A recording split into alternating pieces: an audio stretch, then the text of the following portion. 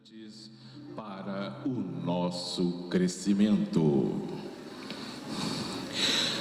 Ela, que é psicóloga, analista junguiana, ditada pela IJRJ, membro da AJB e IAAP de Zurique, presidente do IJRJ, Instituto Junguiano do Rio de Janeiro, pelo triênio de 2022 a 2025, diretora tesoureira da AME Carioca, Rio de Janeiro,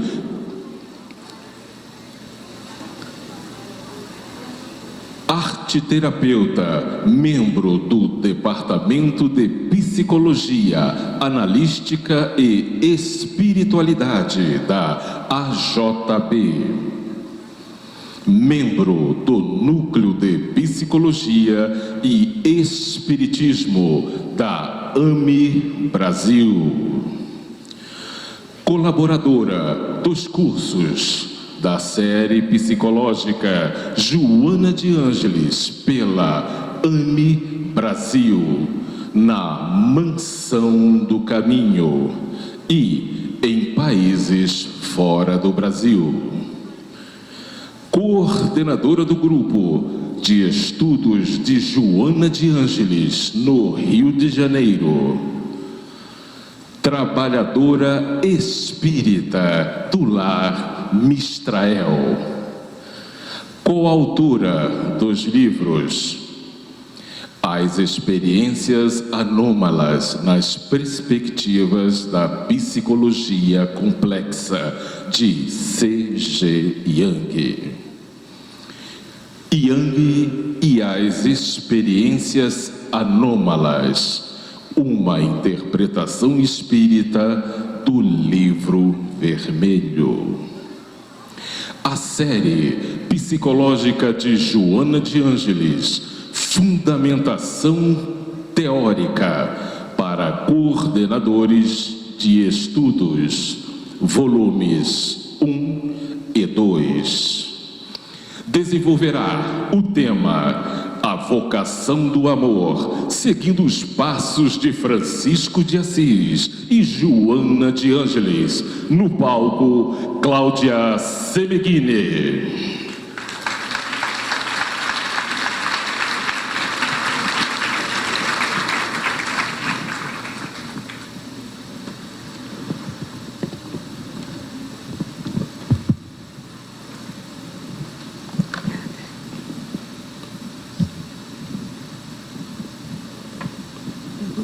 Posso pegar?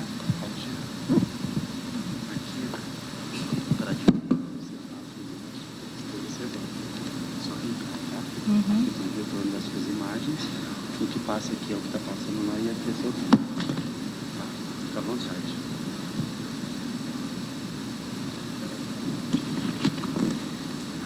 Bom dia a todos. É uma imensa alegria estarmos todos novamente aqui, neste encontro fraterno, onde nossas almas se unem, nossos corações batem, num só passo, num só compasso. É muita gratidão podermos estar juntos, compartilhando deste momento único, maravilhoso, um momento sagrado. Viemos de muitos lugares, viemos de vários cantos geográficos e viemos também de muitas vidas, vidas passadas, com muitas histórias colecionadas ao longo das nossas trajetórias de espírito imortal. E nos juntamos nesta vida. Não é uma alegria podermos estar juntos, seguindo, nos amparando, nos acompanhando, congratulando-nos com a alegria de Francisco, com o amor de Joana. Somos uma família. Muitos não nos conhecemos intimamente, mas sabemos que os nossos corações se reconhecem. E isto é maravilhoso. Então, envolvidos nesta gratidão e nesta fraternidade, que nós vamos iniciar as nossas reflexões, nos aprofundar um pouco mais, percebermos a frequência do amor. Nossos olhares são atraídos para Francisco de Assis e Joana de Ângeles, que cunharam suas vidas obedecendo ao chamado de suas almas.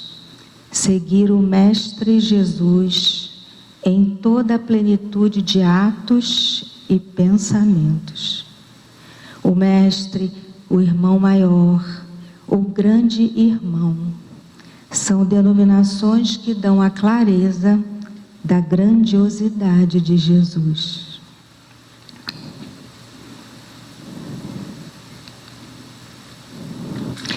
Francisco esteve próximo a Jesus. Enquanto João Evangelista, nós já ouvimos aqui algumas vezes, tão novinho, acompanhando o Mestre aos pés da cruz. E, naquele momento em que Jesus se despedia da sua presença física na terra, Jesus olha para ele e diz: filho, esta é a sua mãe. Mãe, este é o seu filho. Naquele momento, Jesus inaugura ali a irmandade espiritual. Ele então acolhe o sofrimento daquele momento todo e sai de cena naquele momento entregando a sua mãe ao seu irmão João Evangelista, como irmão na fraternidade que ele inaugura. João Evangelista também esteve com Jesus quando traçou a missão de ser o Brasil, o coração do mundo, pátria do Evangelho. Nós sabemos pelo espírito Humberto de Campos, psicografia de Chico Xavier, que o mundo estava em crise, mas que o Brasil surgia como esperança plantada para os planos do Cristo. Na mensagem introdutória, Emmanuel nos diz: o Brasil não está somente destinado a suprir as necessidades dos povos mais pobres do planeta. Está um pouco longe ainda, né, gente? Mas também a facultar ao mundo inteiro uma expressão consoladora de crença e de fé raciocinada, para ser o maior celeiro de claridades espirituais do orbe inteiro. E a partir daí, então, vem o Consolador prometido. João, o Evangelista, Francisco, né? Também esteve fazendo parte da pleiade de espíritos que compõem a equipe do Consolador, e ele assina com muitos espíritos de escol os prolegômenos, e ele assina como João Evangelista, juntamente com Santo Agostinho, São Vicente de Paulo, São Luís, o Espírito da Verdade, Sócrates, Platão, Swedenborg. Vejam, ele é chamado por muitos como o primeiro depois do único. Quem nos fala isso é Leonardo Boff. O primeiro depois do único. Esta é uma expressão que nos traz a magnitude do espírito de Francisco de Assis. E aí nós temos uma imagem retratada do momento que Francisco recebe os estigmas, que são as mesmas chagas pelas quais Jesus passou na crucificação. Tão grande a identificação com a obra de Jesus, que ele recebe na carne os sinais da dor e do amor de Jesus por nós. Francisco, o Sol de Assis.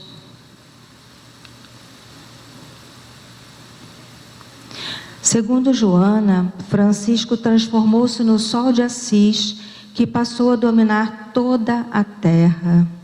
Depois de Jesus, ninguém como ele, ninguém como Francisco, depois de Jesus, e mesmo antes, lógico, de Jesus. Então essa é a grandiosidade, mais uma vez retratada, do Espírito Francisco de Assis. É ele que acompanha a nossa Joana de Ângeles. Joana de Ângeles esteve primeiramente com Jesus. Primeiro, nos é dado saber, nós não temos conhecimento de todas as encarnações, mas aquilo que nos chega através de Divaldo Franco é que ela foi Joana de Cusa, e nós já falamos aqui algumas vezes por outros amigos, né? Esse encontro marcou profundamente Cusa, e mesmo desejando abandonar tudo e seguir o Mestre, ela ouve de Jesus que o siga mesmo estando em seu lar. E assim ela o fez. Então, nesse momento, Jesus inaugura aí a importância de servir primeiramente em casa, pois a obra também se faz dentro do lar. Então, recapitulando, ele inaugura a Irmandade Espiritual e Jesus inaugura a importância de servir onde nós estamos. Também conhecemos Joana de Ângeles como Clara de Assis. Francisco pregava na igrejinha de São Rufino, recém-reformada pelos seus franciscanos, e observava então sentadinha assim uma mocinha jovem com os olhos azuis lindos olhando para ele e que não desgrudavam dele. Então Francisco olhava para as pessoas e se prendia aos olhos de Joana,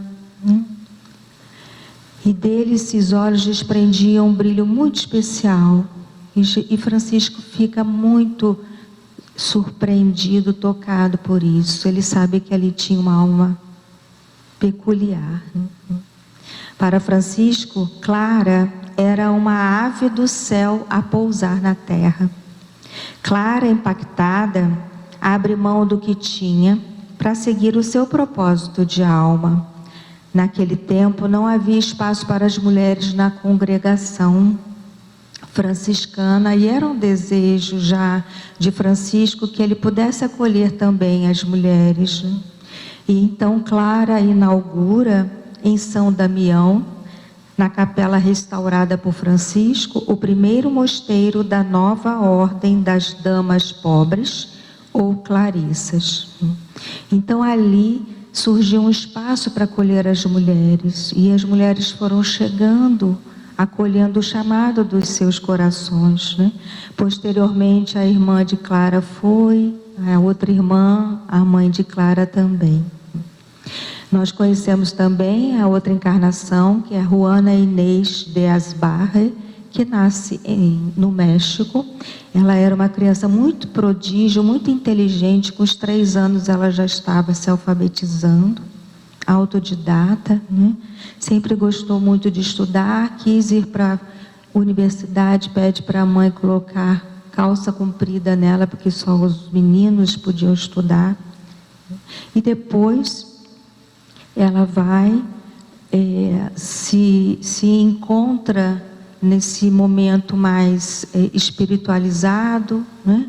E aí ingressa no convento das Carmelitas Descalças, mas era um convento muito duro para ela, uma vida muito rígida. e ela vai então para a Ordem de São Jerônimo da Conceição. E ali ela adota um novo nome, Sor Juana Inês de la Cruz. Sabemos também da nossa Joana de Ângeles, que nasceu na Bahia, e é bom a gente chamar nossa, né? Que nasceu na nossa terra. E ela defendeu as moças no convento da Lapa. Nós sabemos, os soldados queriam entrar, né? Procurando perseguindo, e ela se coloca na frente e diz: só se for por cima do meu cadáver. E ela recebe uma baionetada e ela cai, né? Mas protegendo todas as mocinhas que estavam lá e as freiras também, né? Então é desse quilate que nós estamos falando, desses espíritos luminares de Francisco de Assis e de Joana de Ângeles, e é neles que nós estamos envolvidos hoje, principalmente, né? Com toda essa espiritualidade que nos acolhe, né? César Said nos diz que o grandioso trabalho do Espírito Joana de Ângeles recebe a supervisão direta de Francisco. Então vejam, nós somos chamados por Joana e Joana tem Francisco ao lado. Então nós somos filhos de Francisco também.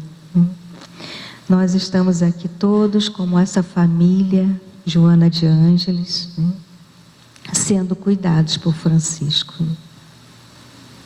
E já que nós estamos falando de família, aí a gente lembra então as famílias parentais, né, e as famílias espirituais, que o Livro dos Espíritos nos explica, né? De acordo com o dicionário, família é um núcleo social de pessoas unidas por laços afetivos, que geralmente compartilham o mesmo espaço e mantêm entre si uma relação solidária. A intenção que nesse grupo se alcança uma solidariedade familiar, mas às vezes nem sempre é possível, né? E não é possível porque nós sabemos que dentro de um mesmo teto há espíritos afins e há aqueles da parentela que precisam se acompanhar para ajustar os caminhos, diminuir as diferenças, aproximarem-se através desse laço forte que é a família, que a família constitui. Então, através desse enlace da família, espíritos que ainda não se reconhecem como irmãos, nascem e renascem juntos. Então, a parentela vai nos unir por laços consanguíneos, né? Para resgatar o passado, para sanar as diferenças, né? E isso é uma forma terapêutica de nos cuidar. Mas temos as famílias espirituais que se encontram novamente no campo das lutas da terra, né, para se auxiliarem na caminhada, como já disse, né? São os espíritos afins que se aproximam e se acompanham, né? Às vezes eles estão como mentores, outras vezes estão reencarnados como nós. E nós podemos reconhecer nas nossas famílias aqueles que temos mais afinidade, o diálogo flui fácil, né? Então, hoje aqui nós representamos essa família. Por quê? Por que será que nós somos uma família? Porque nós estamos unidos por laços afetivos, porque nós compartilhamos do mesmo espaço espiritual, mesmo estando geograficamente em lugares diferentes, né? E mantemos entre nós uma relação afetiva e solidária, no auxílio da caminhada individual. Essa solidariedade que nós vimos trabalhando a todo momento, né? E é tão bonito quando a gente se reencontra, né? Francisco nos ensina então a irmandade da família universal. Leonardo Boff, nos diz que Francisco chamava a si mesmo o irmão sempre alegre. Era a alegria de saber que somos filhos de Deus, irmãos do grande irmão. Então vejam essa frase, né? Só de saber que somos filhos de Deus, irmãos de Jesus, isso já nos deveria nos tornar alegres, né? Por si só. Para ele, para Francisco, todos são irmãos, Os seres humanos, o sol, a lua, as árvores, as rochas, cada criação do Pai é seu irmão, porque tem Deus, ao divino, em toda a obra. Se Deus criou a obra, tudo que há nela contém Deus. Quando Francisco conversa com os peixes na ilha de Pátimos, ainda como João Evangelista, os soldados que estão ali tomando conta dele se surpreendem, os peixes se aproximam e ele prega para os peixes. E os soldados ficam encantados com aquilo. Quando ele pede que os pássaros se silenciem, porque estavam fazendo uma algazarra e ele estava debaixo de uma árvore querendo fazer a sua pregação, conversando, os pássaros se silenciam para que ele possa continuar. E ele sempre pede com respeito: meus irmãos, se for possível. E quando ele se desencarna, os pássaros estavam todos no telhado, naquele momento do desenlace dele, e eles fazem uma revoada, eles estão presentes ali. Vamos falar agora da lógica do coração e da vocação. Deixemos então que essa lógica do coração reverbere em nós como um chamado. Vocação vem do latim vocare, que significa chamar. É uma inclinação, uma tendência, habilidade, talento, uma capacidade específica para a gente executar algo. Nós já ouvimos tantas vezes a parábola dos talentos, e quanto é importante que a gente use, cada um de nós, o talento que foi obtido, ganho nesta vida. Para Leonardo Boff, toda a mística de Francisco será uma mística de identificação com o outro, que é uma lógica de amor, a lógica do coração. Então vejam, a mística de identificação é a lógica do coração. Identificar-se com o outro, é relacionar-se com o outro, é encontrar si mesmo dentro do outro e fazer abrigo do outro dentro de si. Assim nós nos identificamos com o outro. Quando não há identificação, as portas do coração estão fechadas. Então assim a gente percebe que não há uma forma de nos identificarmos com aquele outro. Então, fazendo de sua vida, da vida de Francisco, uma total vivência de fraternidade universal, ele inaugura a possibilidade de o ego deixar de ser o verdadeiro centro do ser humano para ser o self, Deus, o irmão, o outro. A vida relacional vai para o outro e encontra o divino dentro do outro. Isso é de uma profundidade que a gente não entende e que o cotidiano das nossas vidas sequer permite que a gente avente essa possibilidade, não é? Mas quando a gente ouve isso, a gente percebe a grandiosidade que é encontrar o divino dentro do outro, Por isso há aquele cumprimento, A paz que habita em mim saúda. O Deus que habita em mim saúda o Deus que habita em você. Então então vemos na vida de Francisco o exemplo da comunicação entre o eixo ego-self. O ego equilibrado de Francisco se desloca do centro da personalidade para se colocar a serviço do self divino, sob a orientação de Jesus. Há um deslocamento, mas só é permitido quando nós estamos cada vez mais equilibrados. Por isso a gente fala tanto em psicologia junguiana, analítica, do eixo ego-self, a relação do eixo ego-self. Jesus, nosso irmão maior, nos ensinou e falou sobre o seu Pai, o nosso Pai. Francisco entendeu que, sendo Jesus nosso irmão, temos todos uma mesma origem, uma paternidade igual. Francisco vive a experiência da filiação divina, da irmandade, da fraternidade. Então, lembrando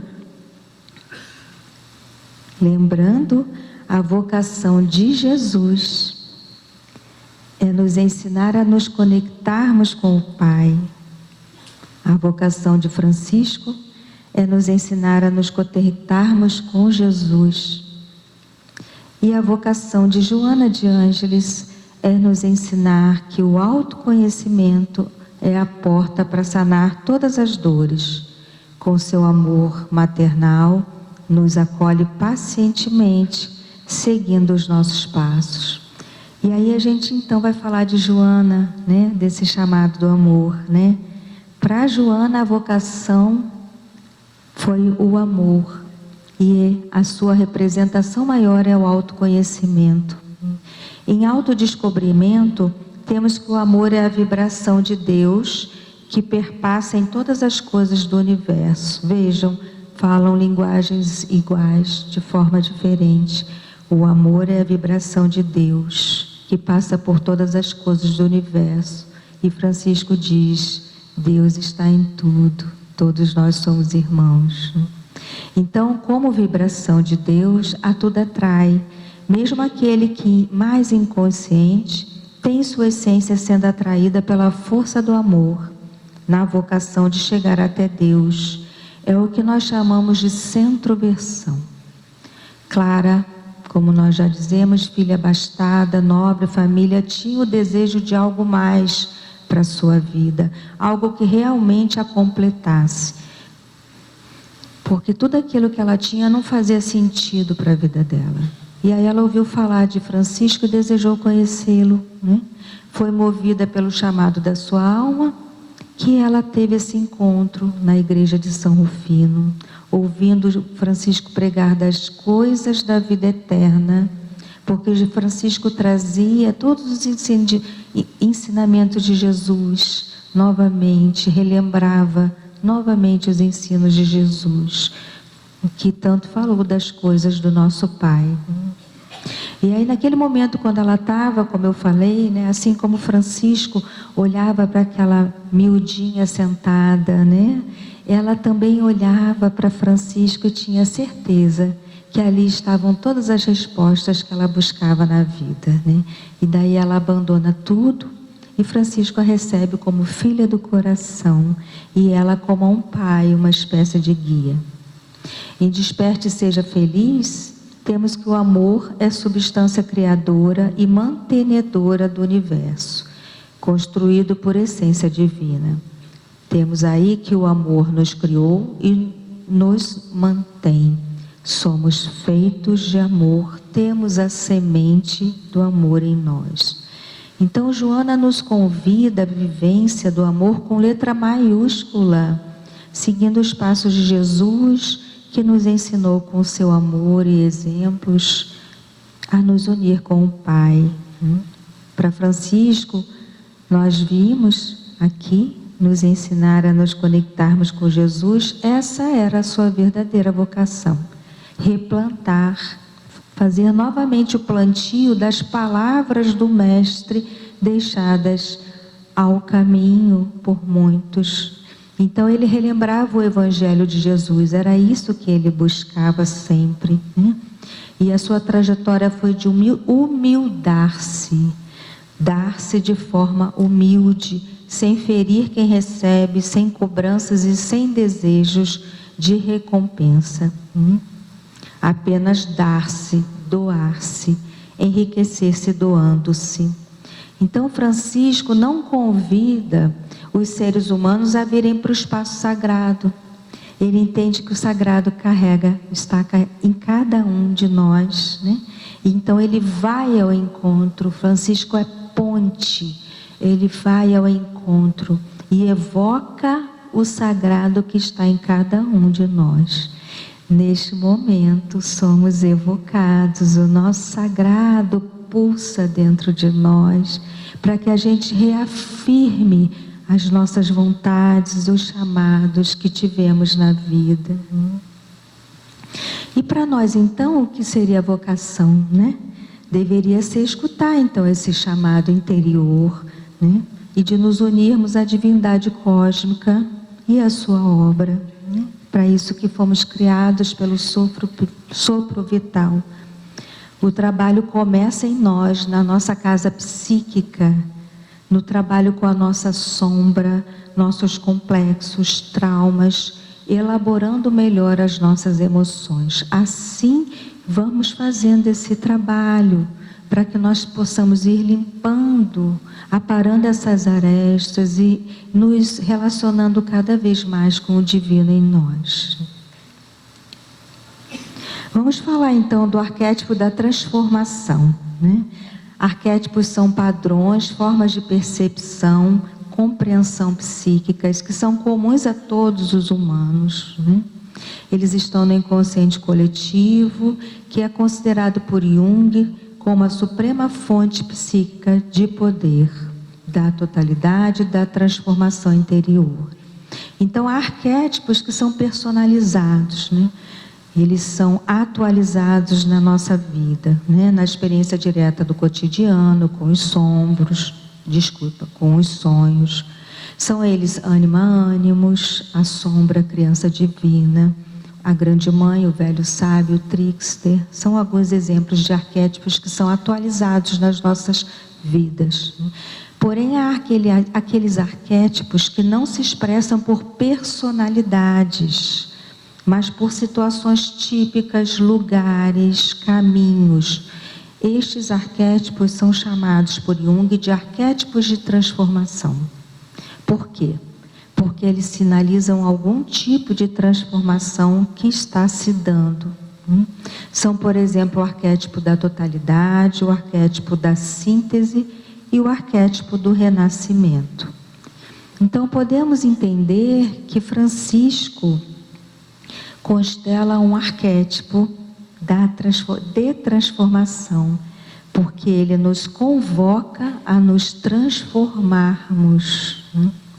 Ao ser chamado de o Alter Cristo, Leonardo Boff que nos fala, ou seja, o outro Cristo, Francisco inaugura em nós o contato com o padrão arquetípico da transformação e da reconciliação. Vejam que lindo, né? Ele faz com que a gente entre em contato com esse arquétipo da transformação para que nós nos transformemos, né? Por se tornar um arquétipo, ele penetra no fundo do inconsciente coletivo, cultural. E ele se torna então uma realidade e começa a viver como uma energia poderosa.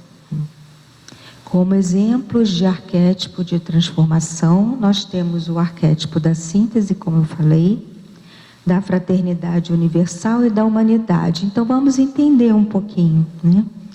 Jean-Yves Leloup nos diz que o arquétipo da síntese habitava Francisco. Como assim?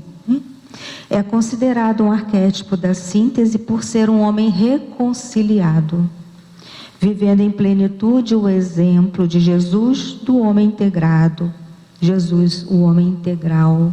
Então ele vivia nessa plenitude o exemplo de Jesus. Francisco é chamado de santo da reconciliação.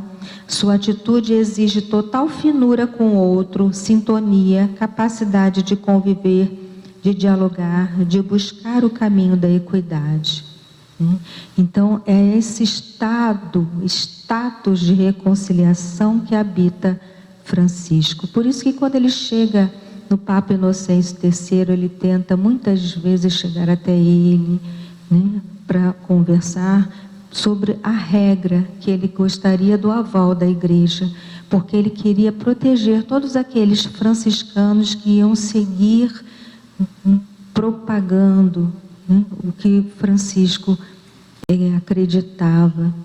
Então, nesse momento, por ele ser um homem reconciliado, ele não agride o Papa, né? Ele se aproxima e não agride, né?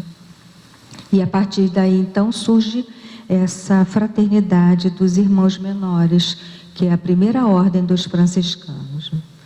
Em relação à fraternidade universal, este arquétipo, né, ele vive o sentimento de irmandade e de identificação com todos os seres, como nós já dissemos.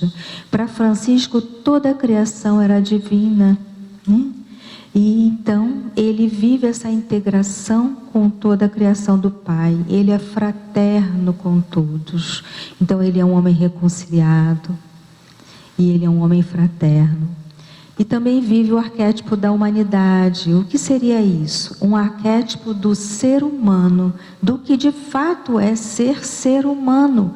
Porque muitas vezes nós estamos distantes de sermos humanos, carregarmos uma humanidade que se espelha e espalha para todos. Então Francisco vive isso em tempo integral, né? E ele nos mostra como é que é ser verdadeiramente humano e repleto de alma. Então, como todo arquétipo, Francisco nasce e renasce onde quer que nós estejamos conectados com este arquétipo. Nós temos na alma um sentido teleológico, ou seja, alcançar a plenitude e a inteireza. Nós temos sede de estar com o Pai. Clara escutou o chamado e nós temos escutado esse chamado de estarmos com o Pai, apesar de toda a sede da nossa alma. A humanidade precisa muito de comunhão e integração. Nós somos co-criadores, nós sabemos disso, mas não avaliamos os momentos em que vivemos na vida cotidiana, na nossa vida ordinária, na nossa vida do cotidiano, do normal, do comum. Nós precisamos fazer da nossa vida extraordinária, vivermos momentos extraordinários, para que eles possam fazer diferença, principalmente para nós, na nossa caminhada, né? Vamos falar então das potências arquetípicas, né? Como é que nós podemos então nos aproximar dessas potências arquetípicas de Francisco de Assis e Joana de Ângeles, né?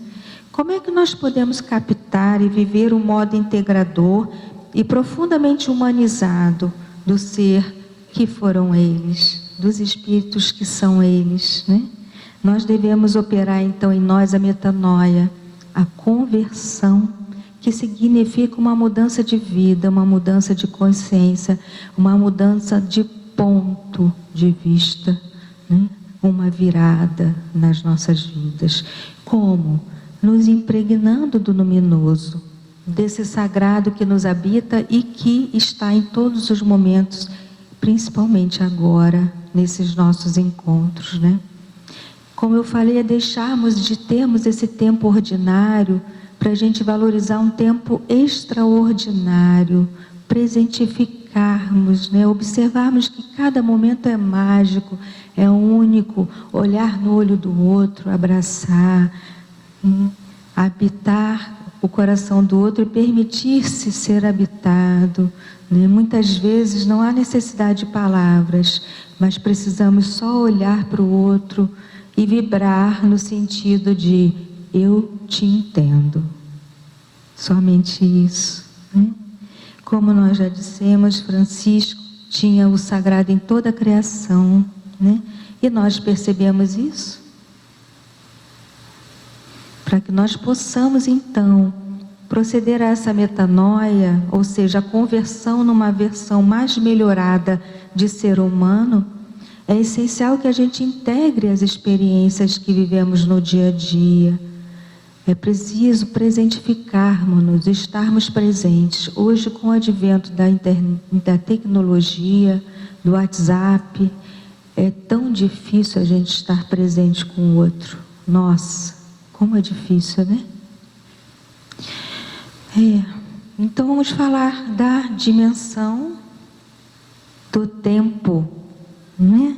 Que é algo importante para nós, né?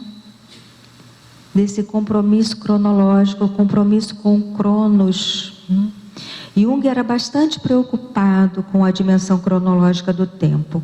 Ele não se permitia perder tempo, deixar escapar o tempo com insignificâncias. A Aniela Jafé descreve isso quando cita que prestar contas ao tempo era para ele mais do que um desejo. Tratava-se de uma exigência séria e incontornável. Ele se aborrecia com isso. Tão grande era a sua responsabilidade com o tempo. E quando Jung diz, a minha, seja dele, impressão é a de que fiz tudo o que me foi possível, e se mais não pude porque não estava ao meu alcance, ele nos ensina a nos comprometer com o nosso caminho, que para a psicologia é se despir das personas inadequadas, confrontar as sombras, constelar complexos e dissolvê-los à luz do conhecimento. É muito trabalho, por isso a gente não pode desperdiçar o tempo.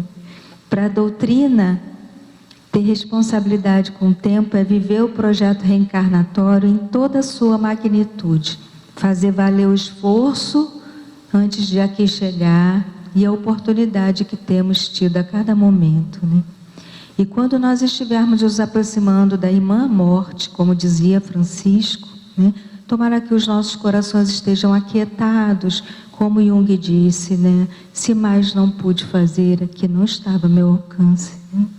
Então que nós tenhamos reverência sobre o momento presente, o sagrado, com um olhar responsável sobre os nossos atos, nossas realizações e sobre as marcas que nós deixamos nas pessoas pelas quais cruzamos no caminho, né? E que nós observemos então esse nosso caminhar não como uma exigência cruel e tirana, como eu vejo algumas pessoas fazerem isso, mas com muito afeto. Nós precisamos acolher as nossas impossibilidades momentâneas.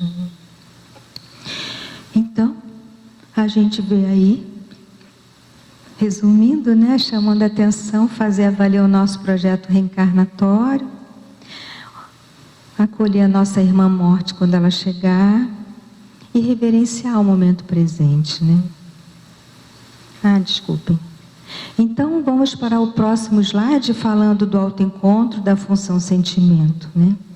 Nesse tempo de transição, faz-se tão importante esse autoencontro, né? Buscar a ampliação da consciência. Todo esse trabalho de Francisco de Joana tem, simultaneamente, como nos diz Said, nos esclarecer e nos evangelizar, ajudando-nos a crescer de dentro para fora, ou seja, despertar uma nova consciência que vai mudando então o sentido dos nossos valores. Aquilo que valia antes não vale mais. Isso é tão bom, né? Então, fazer realmente o que é importante, não postergar esse projeto tão bonito que a gente traçou antes daqui chegar, né? Não passar ao largo do essencial, né? Do que importa. Ao contrário, nos aproximarmos disto, né? O essencial deve ser prioridade, né? Para que a gente possa alcançar uma nova consciência, a partir da responsabilidade com as nossas escolhas pessoais, né? Como é que a gente pode fazer isso? Então, observando a função sentimento, a nossa querida Marlúcia já trouxe um pouco da função sentimento, né? Que é a inteligência do coração. Eu vou olhar para cá, né? Então a função... voltou. Né? Segundo Leloup, Jean-Yves Leloup, é a função sentimento que é a inteligência do coração. Vejam, a inteligência não é o intelecto só. Há uma outra inteligência de outra ordem, né? E segundo Gelson, no livro dele, A Quem Além do Tempo, nós sabemos que a função sentimento pressupõe uma capacidade de afetar o mundo e de se deixar afetar por ele. É uma função de relacionamento, como nós falamos antes, né? Tão importante o relacionamento. Vamos então, seguindo, né? Na direção do Altíssimo. Eu queria compartilhar um sonho com vocês que eu tive antes de chegar em Assis, né? Algum tempo antes. Então eu sonhei que estava numa sala muito alta, num andar altíssimo, num ambiente muito amplo, um pé direito alto, nesse salão que eu estava, todas as paredes envidraçadas, né? E o andar eu não conseguia dimensionar a altura de onde eu estava, mas eu sabia que era tão alto que eu não conseguia ver os caules das árvores. Havia uma floresta próxima, eu não via os caules, né? E eu sabia que eu conseguia ver a metade e vislumbrava o alto, né? E eu observava então a densidade toda dessa floresta, com árvores muito próximas umas às outras, né? E eu sabia, o sonho é isso, né, gente? A gente sabe sem saber, mas a gente sabe, e eu sabia que os caules eram bem grossos embaixo. E a partir do momento que as árvores iam crescendo, elas iam afinando, continuavam próximas. E eu sabia que lá no final perderíamos a copa das árvores, né? E é sobre isso que nós estamos falando aqui, né? Que a gente está todo mundo junto, né? Comungando da tutela de Francisco e de Joana, dessa irmandade, vivendo esse misterioso fluxo do amor, né?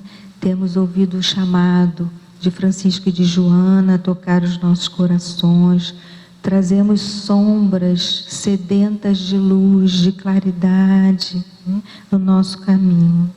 E cada um de nós, assim como as árvores, guarda a sua particularidade, né?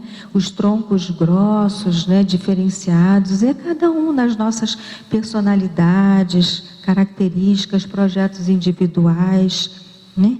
Que vamos caminhando juntos. A partir do momento que a gente vai subindo e juntando, a gente vai perdendo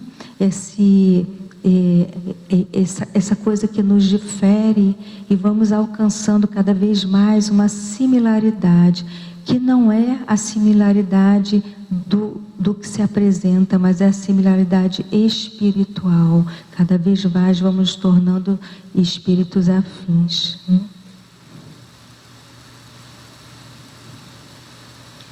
E aí, vamos quase acabando, né? Cronos está aqui olhando para mim.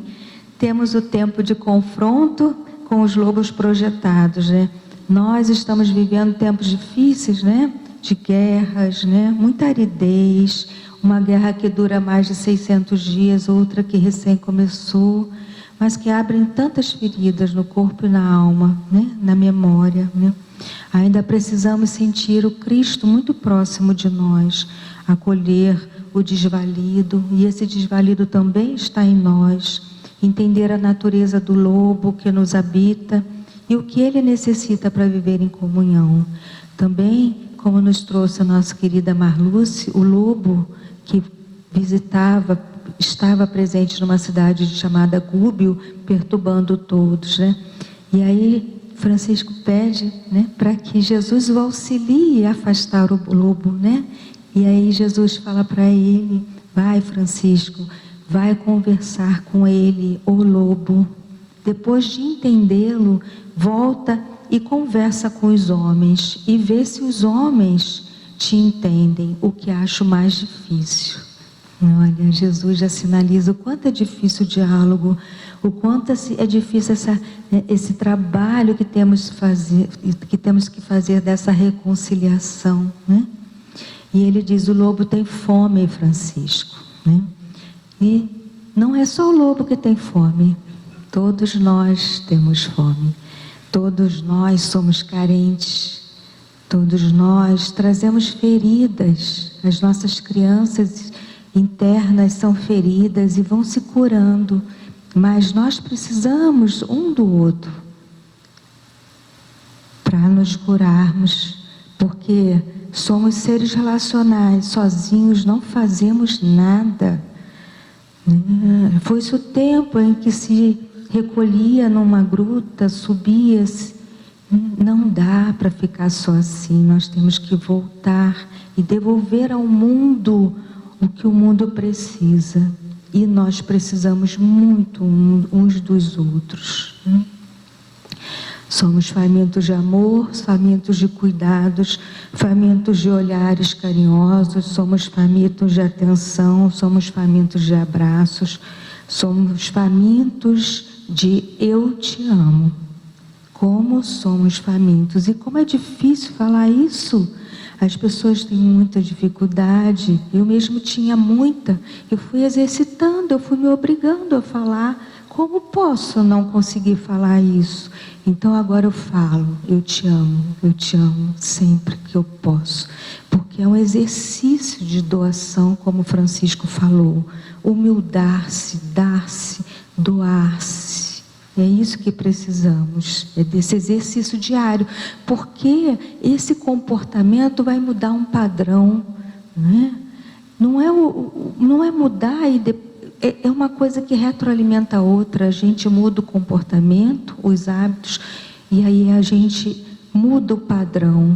Mudando o padrão, a gente volta para os hábitos e a gente vai, elabora. Quando fica fácil, a gente já mudou um novo padrão. É assim que a gente vai mudando, né? Então, é hora de nós seguirmos os passos do amor, que é a nossa verdadeira vocação, né? É hora de nós nos modificarmos, né? Há 2023 anos da passagem do Cristo Jesus na Terra, e ainda o animal habita em nós. Ainda há aquele selvagem que rude, agride, ataca, retruca, ameaça, é egoísta, narcísico, insensível, manipulador, autoritário. Nossa, como é? Quando é que a gente vai conseguir mudar isso um pouco mais, hein? No fundo, como eu falei, essa criança ferida, que tem medo, sofre e chora. Por isso que nós precisamos nos acolher a nossa criança ferida e acolher a criança ferida do que está conosco, daquele que habita conosco, né? Como Cusa ficou na sua família, né? Nós precisamos acolher, e principalmente acolher aqueles que se aproximam da nossa família, né? Que vem casando com os nossos filhos. A gente precisa acolher. São todos aves feridas, como nós somos aves feridas, em busca da saúde, do amor que nos alimente e do amor que nos cure, né? Então é por isso o importante legado da mentora Joana de Ângeles, que nos ensina que o autoconhecimento é importante para a gente alcançar o equilíbrio, né? Ela nos lembra a palavra de Sócrates: conhece-te a ti mesmo, né? Também lembramos das palavras de Jesus, que diz: vós sois deuses, podeis fazer tudo o que eu faço e muito mais, mas nós não acreditamos. Jesus acredita em nós, Francisco acredita em nós, Joana acredita em nós. E nós, quando vamos acreditar em nós? Quando visitamos ontem a escola de Eurípides Barçanufo, foi uma grande alegria para nós, porque nós percebemos que não é utopia, pode ser real. Pode ser real ensinar o amor e o respeito desde cedo. Pode ser real isso, né? Não está distante, não é algo fantasioso, não é uma historinha contada. Esse é o mundo de regeneração que nos aguarda, né? Por isso, nós voltamos para os nossos eus que precisam tanto ser trabalhados, né? Voltamos então para o meu sonho, e eu penso assim: um dia, mesmo que por enquanto seja apenas um sonho bom, nos pareceremos mais uns com os outros, nos tornaremos mais próximos, menos parentes e mais famílias espirituais. E aí sim subiremos juntos ao alto, porque esta é a nossa verdadeira vocação. Obrigada.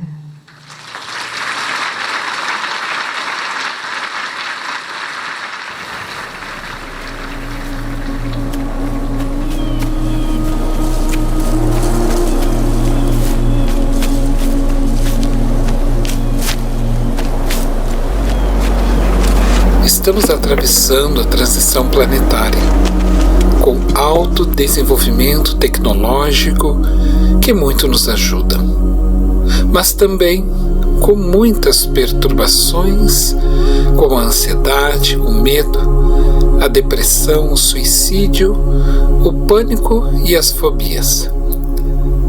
Todos estes são adoecimentos contemporâneos que trazemos como consequência de nossas imaturidades espirituais neste momento de tantas transformações.